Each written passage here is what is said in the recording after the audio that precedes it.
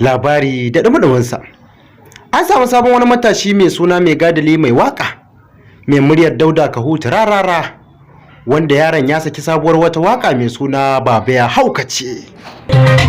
Baba ya haukace, baba ya haukace, baba ya. To kun ji sabuwar wakar da matashin ya yi ta mai suna Baba Ya Haukace, mai suna Mai Gadali mai waka mai muryar Dauda Kahutu Rarara.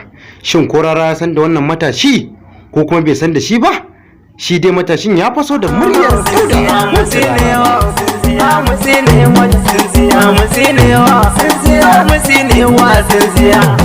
Ce magana a bakin mai ta fi daɗi, bara ku ji ta bakin wannan mawaƙi mai suna Mai Gadali mai waka.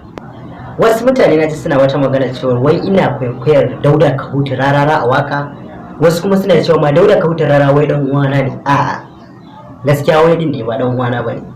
Kuma Rarara za ta yi wa ma kawai sai dai sannan harkar waka, amma ba mu da wata dangantaka da shi, kuma murya ma ba kwaikwayar sa nake ba, haka Allah ya murya ta. To kun ji bayanin da matashin yake cewa gaskiya ba shi da wata alaka da Dauda Kahutu Rarara, sai dai kuma ma ji sauran bayanin nan gaba.